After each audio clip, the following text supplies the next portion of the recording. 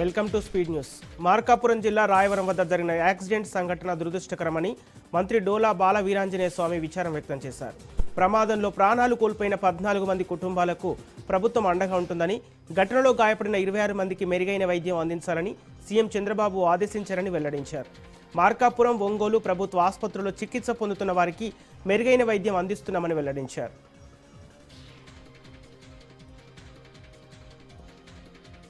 బాధిత మహిళకు న్యాయం చేయకుండా నిందితుడికి సహకరిస్తున్నారంటూ స్వాతి అనే మహిళ ఆవేదన వ్యక్తం చేసింది.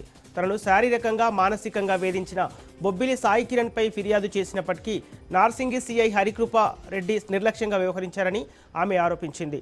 తన వద్ద నిందితుడిపై పక్కా ఆధారాలున్నాయని, ఫోటోలు, వీడియో కాల్స్ కూడా ఉన్నప్పటికీ పోలీసులు చర్యలు తీసుకోవటం లేదని స్వాతి ఆరోపించింది. అంతేకాకుండా నిందితుడు తన దగ్గర నుంచి సుమారు 30 లక్షల రూపాయలు తీసుకొని ఇంకా వేధిస్తున్నాడని పేర్కొంది. పోలీసులే నిందితుడితో చేతులు కలిపి తనకు అన్యాయం చేస్తున్నారని స్వాతి వాపోయింది.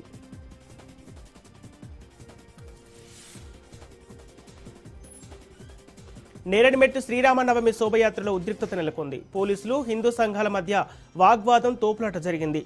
సౌండ్ బాక్సుల విషయంలో పోలీసులు, హిందూ కార్యకర్తల మధ్య వాగ్వాదం చోటు చేసుకుంది. రోడ్డుపై బైఠాయించి హిందూ సంఘాలు నిరసన తెలిపాయి.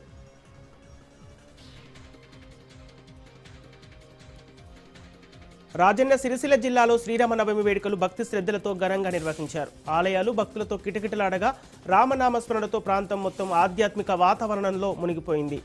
ఇక ఈ సందర్భంగా ఎల్లారెడ్డిపేట మండలంలో నిర్వహించిన శ్రీరామనవమి వేడుకల్లో బీఆర్ఎస్ వర్కింగ్ ప్రెసిడెంట్ కేటీఆర్ పాల్గొన్నారు.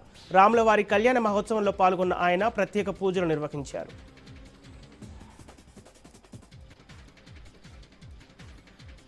జోగులాంబ గద్వాల జిల్లా ఐజా పట్టణంలో విశేషమైన భక్తి సంప్రదాయం వెలుగులోకి వచ్చింది. ప్రతి బియ్యపు గింజపై తినేవాడి పేరు రాసి ఉంటుందని మనం వినే ఉంటాం. కానీ ఇక్కడ ఒక విశిష్ట భక్తుడు ప్రతి గింజపై శ్రీరాముని నామాన్ని దర్శిస్తున్నాడు. ఐజా పట్టణానికి చెందిన తుపాత్రుల ఆచార్య చక్రవర్తి చార్యులు గత 16 ఏళ్లుగా అపారమైన భక్తి శ్రద్ధలతో ప్రతి ఏటా 41 రోజుల పాటు లక్షల సంఖ్యలో బియ్యపు గింజలపై శ్రీరామ నామాన్ని జపిస్తూ అక్షింతలను సిద్ధం చేస్తున్నారు. ఈ పవిత్ర అక్షింతలను ప్రతి సంవత్సరం శ్రీరామనవమి సందర్భంగా జరిగే సీతారాముల కళ్యాణంలో వినియోగిస్తున్నారు.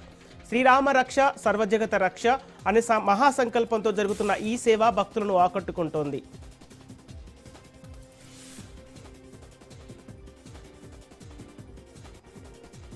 శ్రీరామనవమి పర్వదినాన్ని పురస్కరించుకొని జగిత్యాల జిల్లా కొండగట్టు అంజన్న ఆలయంలో శ్రీ సీతారాముల కళ్యాణ మహోత్సవం వైభవంగా జరిగింది.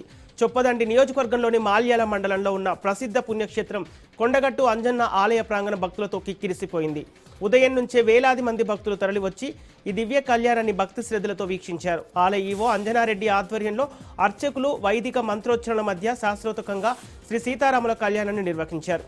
ప్రత్యేక పూజలు, హోమాలు, మంగళ వాయిద్యాల నడుమ ఆలయ ప్రాంగణం ఆధ్యాత్మిక వాతావరణంతో మారుమోగింది.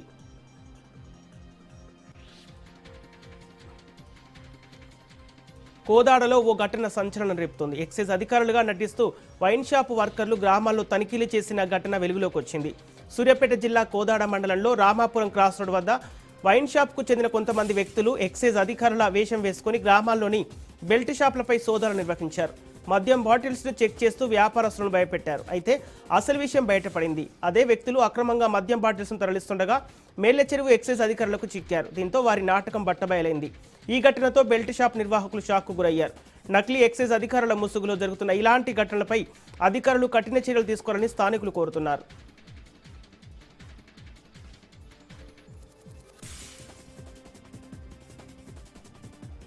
వరంగల్ జిల్లా నుంచి మరో భారీ సైబర్ మోసం వెలుగులోకి వచ్చింది. వరంగల్ నిట్ మాజీ ప్రొఫెసర్ను స్టాక్ మార్కెట్ పెట్టుబడి పేరుతో సైబర్ నేరగాళ్లు మోసం చేశారు. ఇన్వెస్ట్మెంట్ ప్లాన్ కోసం వెబ్సైట్ను సెర్చ్ చేసిన బాధితుడు సుధాకర్ అందులోని లింక్ను క్లిక్ చేసి తన వాట్సాప్ నెంబర్ ఇచ్చారు. అనంతరం H18 అనే వాట్సాప్ గ్రూప్లో యాడ్ చేసి భారీ లాభాల ఆశ చూపిస్తూ నేరగాళ్లు పూర్తిగా నమ్మించారు. కంపెనీ అకౌంట్స్ మేనేజర్గా పరిచయం చేసుకున్న కిరణ్ అనే వ్యక్తి మాటలు నమ్మి జనవరి నుంచి విడతల వారీగా మొత్తం 1,01,00,000 రూపాయలకు నేరగాళ్ల ఖాతాలకు ట్రాన్స్ఫర్ చేశారు. చివరికి మోసపోయామని గ్రహించిన బాధితుడు సైబర్ క్రైమ్ పోలీసులను ఆశ్రయించారు. కేసు నమోదు చేసిన పోలీసులు దర్యాప్తు చేపట్టారు. తూర్పుగోదావరి జిల్లా కోరుకొండలో దొంగలు రెచ్చిపోయారు. ఇంటి యజమాని ముండ్రు పద్మావతి ఇంట్లో నిద్రిస్తున్న సమయంలో గుర్తు తెలియని 4 దుండగులు ఇంట్లోకి చొరబడ్డారు. మహిళను తాళ్లతో మంచానికి కట్టేసి బీరువాలో ఉన్న సుమారు 30 లక్షల రూపాయల విలువైన బంగారు ఆభరణాలను దోచుకొని పరారయ్యారు. మాస్కులు, గ్లోవ్స్ ధరించి వచ్చిన ఈ దుండగులు ఈ దోపిడీకి పాల్పడ్డారని బాధితురాలు పోలీసులకు ఫిర్యాదు చేశారు. సమాచారం అందుకున్న పోలీసులు ఘటనా స్థలానికి చేరుకొని కేసు నమోదు చేశారు. నిందితుల కోసం 4 ప్రత్యేక బృందాలతో గాలింపు చర్యలు చేపట్టినట్లు సిఐ మూర్తి వెల్లడించారు.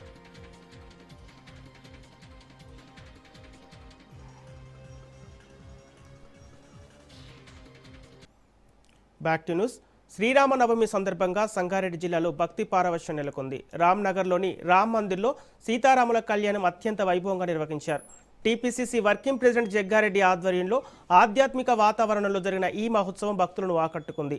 2,50,00,000 రూపాయల విలువైన బంగారు, వెండి ఆభరణాలతో సీతారాముల అలంకరణ ప్రత్యేక ఆకర్షణగా నిలిచింది. ఆభరణాల ఊరేగింపు నుంచి కళ్యాణ మహోత్సవం వరకు కార్యక్రమం అంగరంగ వైభవంగా జరిగింది.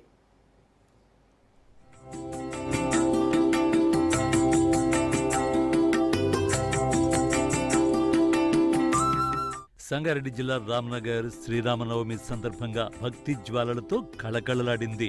రామ్ మందిర్లో సీతారాముల కళ్యాణం ఘనంగా నిర్వహించారు. రంగపేట పీఠాధిపతి పూజ్యశ్రీ మాధవానంద సరస్వతి స్వామి పర్యవేక్షణలో జ్యోతిర్వాస్తు విద్యాపీఠం పీఠాధిపతి మహేశ్వర శర్మ సిద్ధాంతి ఆధ్వర్యంలో వేదమంత్రోచ్చారణల మధ్య కళ్యాణ మహోత్సవం జరిగింది. భక్తులు పెద్ద సంఖ్యలో హాజరై సీతారాముల దివ్య కళ్యాణాన్ని దర్శించుకుని పులకించిపోయారు. ఈ కళ్యాణ మహోత్సవంలో అత్యంత ఆకర్షణగా నిలిచింది సీతారాముల ఆభరణాల అలంకరణ. జగ్గారెడ్డి, ఆయన మిత్రులు, రామ్ మందిర్ యువసేన, అలాగే ఆలయ కమిటీ సహకారంతో దాదాపు 2.5 కోట్ల రూపాయల విలువైన బంగారు, వెండి ఆభరణాలు సమర్పించారు. 2 కిలోల 250 గ్రాముల బంగారంతో తయారు చేసిన కిరీటాలు, కర్ణాభరణాలు, వడ్డాణాలు, కంఠాభరణాలు, శ్రీరాముడికి ధనస్సు, బాణం, ఇక అమ్మవారికి మంగళసూత్రం, కమలహస్తం, శంకు, చక్రాలు, యజ్ఞోపవీతం, ఇలా సంపూర్ణ అలంకరణతో సీతారాములు దివ్యంగా అలరించారు. బంగారు ఆభరణాలతో పాటు వెండి అలంకరణలు కూడా ప్రత్యేక ఆకర్షణగా నిలిచాయి. 10 కిలోల వెండితో తయారు చేసిన ఆదిశేషుడు, వెండి కళ్యాణ పీట భక్తులను ఆకట్టుకున్నాయి. కళ్యాణానికి ముందు రామ్నగర్లోని జగ్గారెడ్డి నివాసంలో ఈ ఆభరణాలకు ప్రత్యేక పూజలు నిర్వహించారు. వేద పండితుల మంత్రోచ్చారణల మధ్య పవిత్రంగా పూజలు చేసి ఆభరణాలు సిద్ధం చేశారు. పూజల అనంతరం ఆభరణాలను రామ్ మందిర్ వరకు ఘనంగా ఊరేగించారు. భక్తి గీతాలు, మంగళ వాయిద్యాల మధ్య ఈ ఊరేగింపు ఎంతో వైభవంగా సాగింది. భక్తులు మార్గమంతా హారతులేస్తూ సీతారామ నామస్మరణతో పాల్గొన్నారు. ఊరేగింపు అనంతరం ఆభరణాలను స్వామివారికి సమర్పించి సీతారాములను దివ్యంగా అలంకరించారు. ఆ దృశ్యం చూసిన ప్రతి భక్తుడు భక్తి పరవశంలో మునిగిపోయాడు. భక్తి, వైభవం, సంప్రదాయం 3 కలిసిన ఈ సీతారాముల కళ్యాణం సంగారెడ్డిలో ఆధ్యాత్మిక వేడుకగా నిలిచింది. శ్రీరామనవమి సందర్భంగా సీతారాముల ఆశీస్సులతో ప్రజలందరికీ శాంతి, సుభిక్షం కలగాలని భక్తులు కోరుకున్నారు. ఈ మహోత్సవం భక్తిభావాన్ని మరింత బలపరిచింది.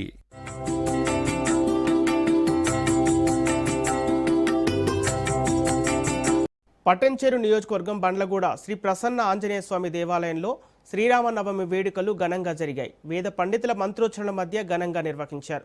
ప్రసన్న ఆంజనేయ స్వామి దేవాలయం నుంచి మరింత సమాచారాన్ని మా ప్రతినిధి సైదులు అందిస్తారు. పటాన్చెరు బండలగూడలో ప్రసన్న ఆంజనేయ స్వామి దేవాలయంలో ఘనంగా శ్రీరామనవమి జరుపుకోవడం జరిగింది. ప్రస్తుతం మనం గ్రామ పెద్దలతో ఉన్నాం, ఒకసారి మాట్లాడదాం. ఈ యొక్క బండలగూడలో ప్రసన్న ఆంజనేయ స్వామి దేవాలయంలో ప్రతి ఏటా ఎలా జరుపుకుంటారు, ఎంతమంది వస్తారు, ఏమేమి కార్యక్రమాలు చేస్తారు, ఏంటి ఎలా? మాది బండ్లగూడ 2000లో విడిపోయింది.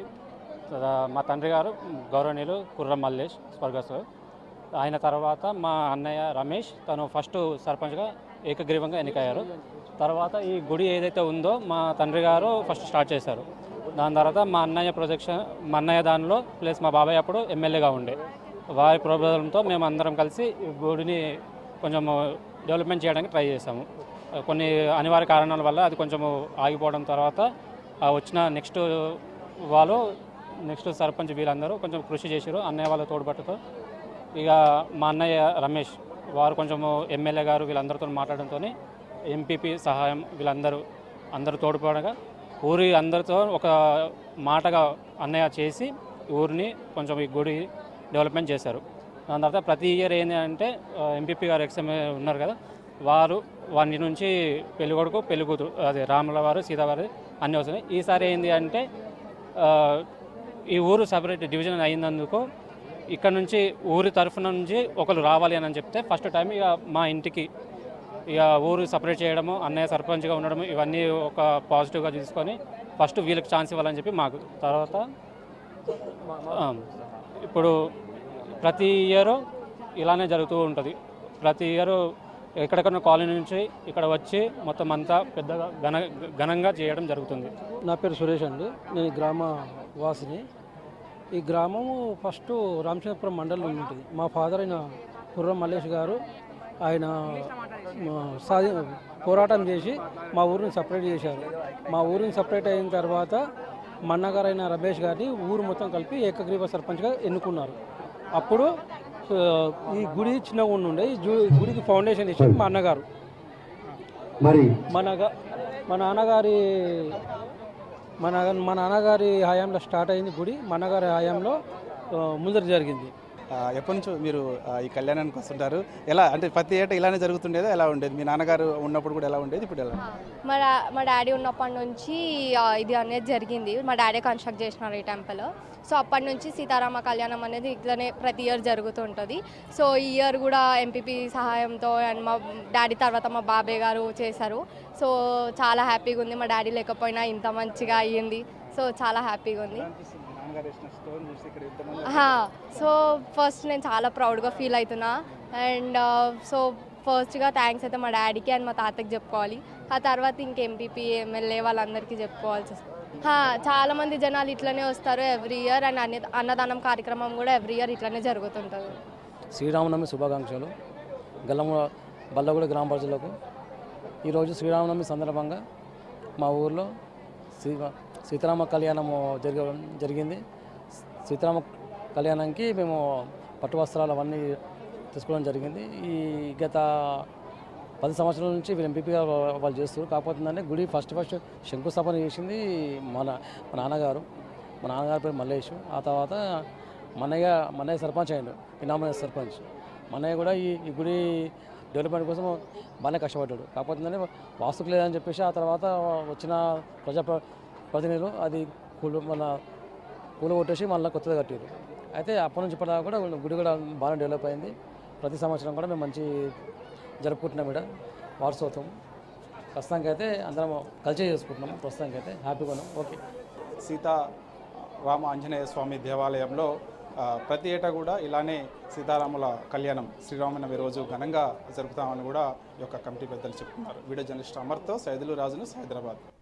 మహబూబాబాద్ జిల్లా దంతాలపల్లి మండలం రామానుజపురం గ్రామ సర్పంచి అక్కిరెడ్డి దామోదరెడ్డి ఆధ్వర్యంలో సీతారాముల కళ్యాణం కన్నుల పండుగగా జరిగింది. డప్పు వాయిద్యాలతో సర్పంచ్ దామోదరెడ్డి రాములవారికి తలంబ్రాలు సమర్పించారు. వేద పండితుల మంత్రోచ్చరణతో కళ్యాణం ఘనంగా నిర్వహించారు. శ్రీరామచంద్రుని ఆశీస్సులతో గ్రామ ప్రజలందరూ ఆయురారోగ్యాలతో సుభిక్షంగా ఉండాలని సర్పంచ్ కోరారు.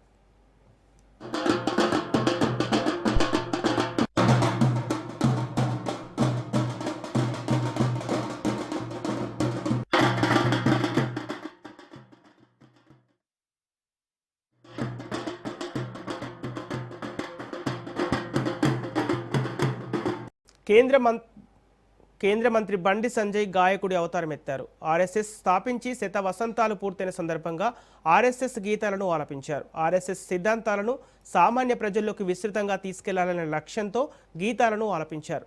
మ్యూజిక్ డైరెక్టర్ వందే మాతం శ్రీనివాస్ స్వరపరిచిన గీతాన్ని బండి సంజయ్ రిలీజ్ చేశారు. యోగునిగా ఉన్నప్పుడు, కార్యకర్తగా ఉన్నప్పుడు అదే ప్రేరణతోని రేపటి భావి తరాలకు నా పాటలు కామన్ వింటూ ఉంటారు కదా మీరు, వింటురా? ఆన్లైన్లో ప్రారంభిస్తుండ్రు. ఆ పాటను ప్రారంభించవలసిందిగా శ్రీ బండి సంజయ్ కుమార్ గారిని కోరుతున్నాం. జలమెత్తి పాడాలి ఇది సంగీతం, మహియల్ల చాటాలి మన హిందూ చరితం. జలమెత్తి పాడాలి ఇది సంగీతం, మహియల్ల చాటాలి మన హిందూ చరితం.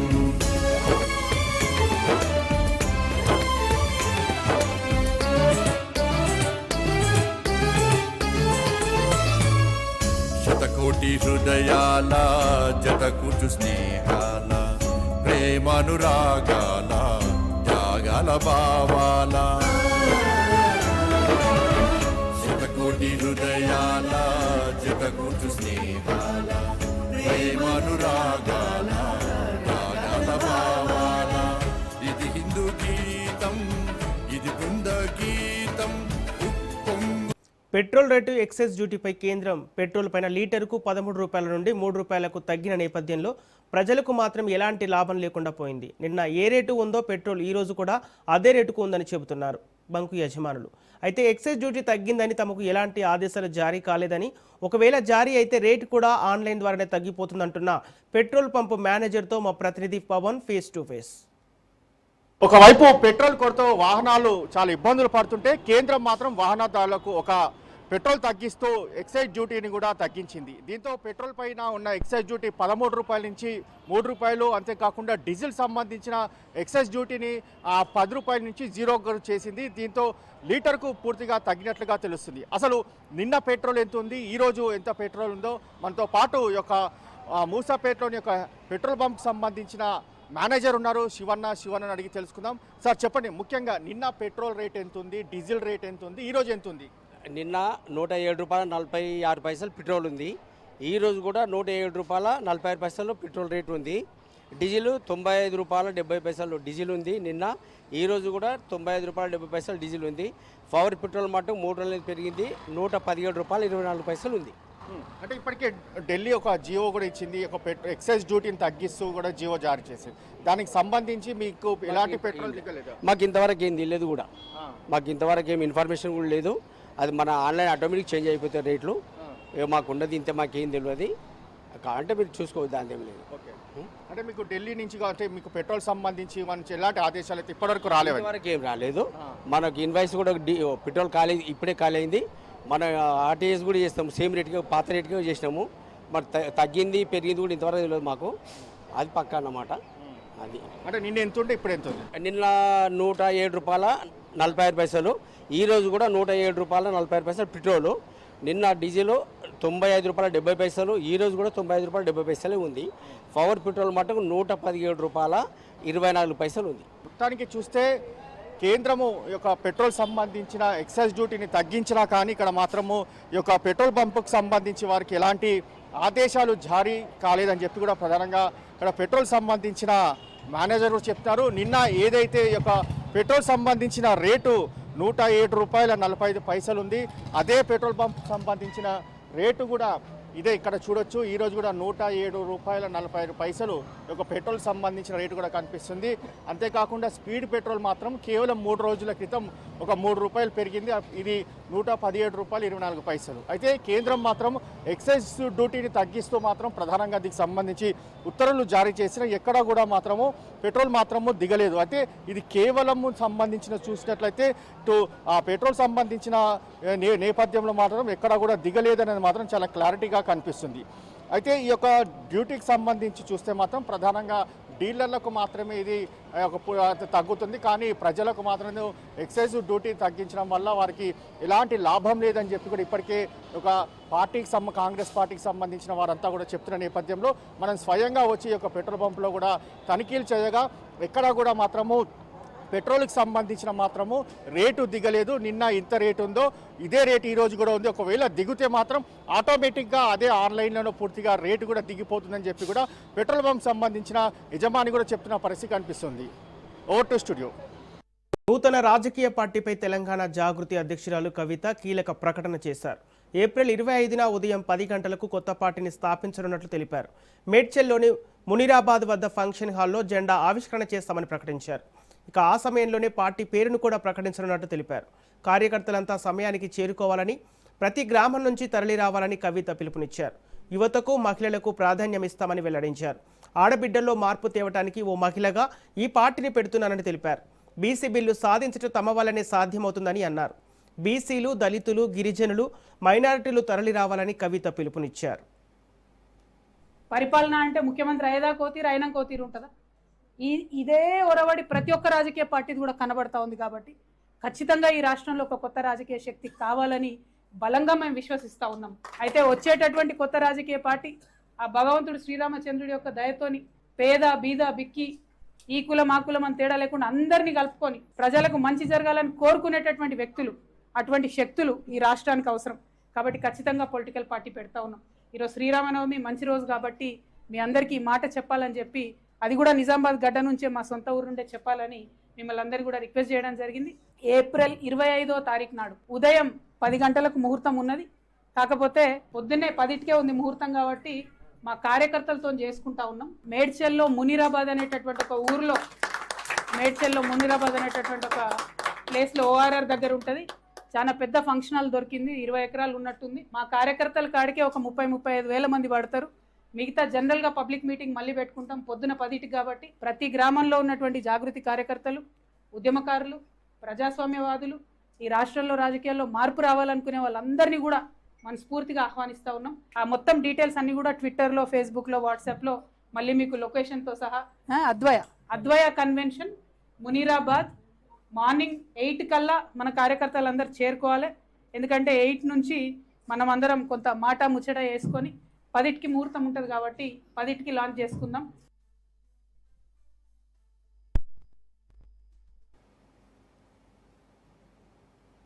వెయిట్ చేస్తున్నటువంటి పరిస్థితి ఉంది ఇప్పటి వరకు కూడా. మరి యువమిత్రుల కోసం ఏం చేయబోతా ఉంది కొత్త పార్టీ అని ఆ రోజు చెప్పబోతా ఉన్నాం. యువతకు, మహిళలకు పెద్ద ఎత్తున ప్రాధాన్యత ఉంటుంది కాబట్టి యువమిత్రులు, మా ఆడబిడ్డలు, ప్రత్యేకించి మా ఆడబిడ్డలను నేను రిక్వెస్ట్ చేస్తూ ఉన్నా. మగవాళ్ళు చేసే రాజకీయాన్ని ఇన్ని రోజులు చూసినాం, మగవాళ్ళు నడిపినటువంటి పార్టీలు ఇన్ని రోజులు చూసినాం. నిజమైనటువంటి మార్పు ఎట్లా తీసుకొస్తామో ఖచ్చితంగా ఈ రాష్ట్ర రాజకీయాల్లో చూపించాలి. అదేవిధంగా మా బీసీ బిడ్డలకు మీకు తెలుసు ఎంత కొట్లాడుతున్నామో మనం బీసీ బిల్లు సాధించుకోవడానికి. కాబట్టి బీసీ బిల్లు సాధించుకోవాలంటే స్వచ్ఛమైనటువంటి శక్తులు, నీతి ఉన్నటువంటి శక్తులు, జాగృతి లాంటి శక్తులతోనే సాధ్యమవుతుంది. కాబట్టి ప్రతి ఊరు నుండి బీసీ బిడ్డలు ఆ మీటింగ్కి తరలి రావాలని కోరుతా ఉన్నాను. అట్లానే మా దళిత బిడ్డలు అనేక కార్యక్రమాలు చేసినాం. ఎక్కడ ఆకృత్యాలు జరిగితే అక్కడ వచ్చి మీ వెంట నిలబడ్డాం. రాజ్యాంగంలో మనకున్నటువంటి హక్కుల్ని పరిరక్షించుకొని ఆత్మగౌరవంతో కూడినటువంటి అభివృద్ధి రావాలని మీకోసం పాటుపడుతూ అసెంబ్లీలో అంబేద్కర్ గారి విగ్రహాన్ని పెట్టాలని కొట్లాడినటువంటి ఏకైక సంస్థ జాగృతి. మరి ఆ సంస్థ ఇవాళ పార్టీగా మారబోతా ఉంది. కాబట్టి ప్రతి గ్రామం నుంచి దళిత బిడ్డలు తరలి రావాలని కోరుతా ఉన్నాను. ఏపీ రాజధాని అమరావతి చట్టబద్ధతపై ప్రభుత్వం మరింత దూకుడు పెంచింది. అసెంబ్లీ సాక్షిగా ఈ తీర్మానాన్ని పాస్ చేయాలని నిర్ణయించిన నేపథ్యంలో శనివారం ప్రత్యేక సమావేశాన్ని ఏర్పాటు చేసింది. ఈ సభలో అమరావతి రాజధాని చట్టబద్ధత ఆవశ్యకతను వివరించి సభ్యుల నుంచి ఆమోదం పొందేలా ప్రభుత్వం వ్యూహరచనలు చేసింది. మొత్తం 4 గంటల పాటు ప్రత్యేక అసెంబ్లీ సమావేశంలో చర్చించి సభ్యులు ఆమోదించనున్నారు. అనంతరం ఈ తీర్మానాన్ని కేంద్రానికి పంపనున్నారు. ఈ తీర్మానం సమన్వయ బాధ్యతలను మంత్రులు లోకేష్, పయ్యావుల కేశవ్, నాదెండ్ల మనోహర్కి సీఎం చంద్రబాబు అప్పగించారు. ఈ మేరకు శనివారం ఉదయం 11 గంటలకు నిర్వహించనున్న అసెంబ్లీ ప్రత్యేక సమావేశంలో అమరావతికి చట్టబద్ధత కల్పిస్తూ తీర్మానాన్ని సీఎం చంద్రబాబు ప్రవేశపెట్టనున్నారు.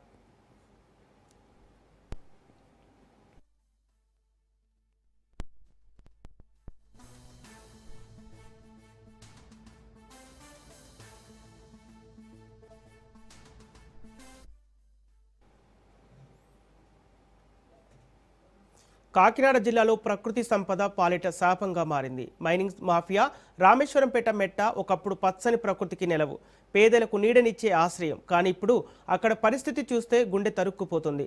రాత్రి పగులు తేడా లేకుండా జేసీబీల గర్జనలు, వందలాది టిప్పర్ల దాటితో ఆ కొండలు కరిగిపోతున్నాయి.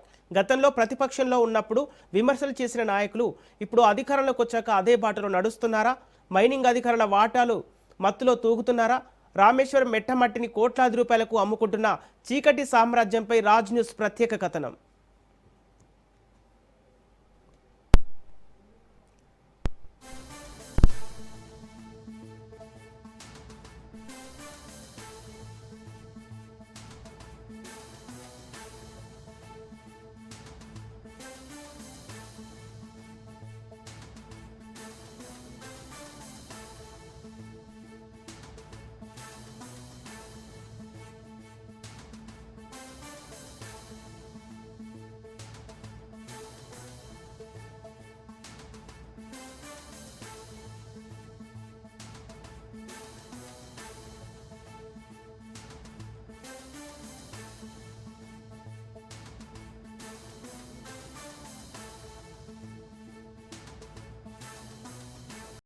ఒకప్పుడు ఆక్వా సాగు అంటే సిరుల పంట, తీర ప్రాంత జిల్లాల్లో రొయ్యల చెరువులు అంటే నోట్ల వర్షం. దేశ ఆర్థిక వ్యవస్థకు వెన్నెముకగా నిలిచిన ఆక్వా రంగం నేడు కుదేలవుతుంది. నాడు సిరులు కురిపించిన రొయ్యల చెరువులు నేడు అప్పుల ఊబిగా మారుతున్నాయి. కానీ నేడు పరిస్థితి తలకిందులైంది. 67,000 కోట్ల విదేశీ మాదక ద్రవ్యాన్ని దేశానికి అందిస్తున్న ఆక్వా రంగం ఇప్పుడు ఐసీయూలో ఉంది. పశ్చిమ గోదావరి జిల్లా వీరవాసరంలో జరిగిన రాష్ట్ర స్థాయి సదస్సులో రైతులు వెళ్లగక్కిన ఆవేదన చూస్తుంటే ఆక్వా రంగం ఎంతటి సంక్షోభంలో ఉందో అర్థమవుతుంది. ఆక్వా రైతుల కష్టాలపై రాజ్ న్యూస్ స్పెషల్ డ్రైవ్.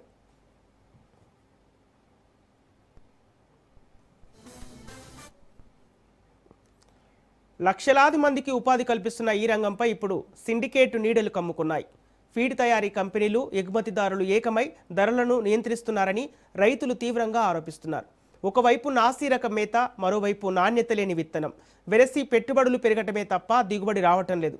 కష్టపడి పండించిన పంటకు గిట్టుబాటు ధర అడిగితే కంపెనీలు కుమ్మక్కై రైతు నోటికాడి కూడును లాగేసుకుంటున్నాయని రైతులు ఆగ్రహం వ్యక్తం చేస్తున్నారు.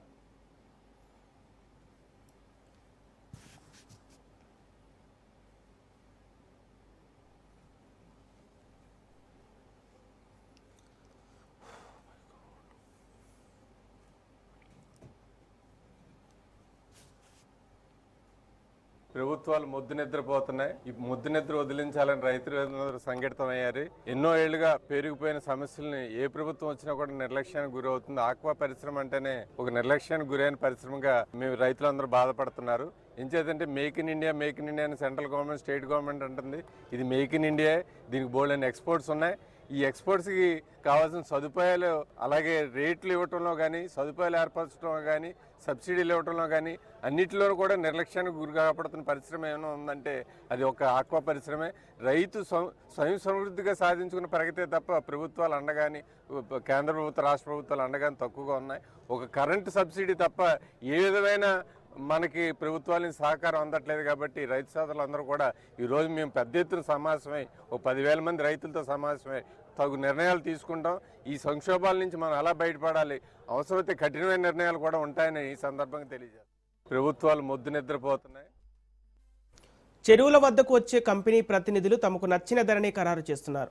రైతు గిట్టుబాటు కాదని అంటే మిగిలిన కంపెనీలు కూడా అదే తక్కువ ధరకు కొనేలా లోపాయికారి ఒప్పందాలు చేసుకుంటున్నాయి. రొయ్య అనేది నిల్వ ఉంచుకోలేని వస్తువు. ఏ రోజుకి ఆ రోజు పరిస్థితి మారిపోతుంది. రాత్రికి రాత్రే వైరస్ వస్తే లక్షల పెట్టుబడి గంగలో కలవాల్సిందే. ఈ బలహీనతను ఆసరాగా చేసుకొని కంపెనీలు రైతులను నిలువునా దోచుకుంటున్నాయి. గతంలో 100 రోజుల్లో వచ్చే దిగుబడి ఇప్పుడు నాసీ రకం మేత వల్ల 20% కూడా రావటం లేదని రైతులు కన్నీరు మున్నీరవుతున్నారు.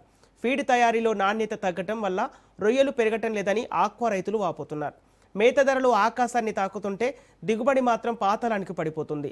లక్షల రూపాయల ఖర్చు చేసి పెట్టినా చివరకు చేతికి అందేది అప్పులే మిగులుతున్నాయి.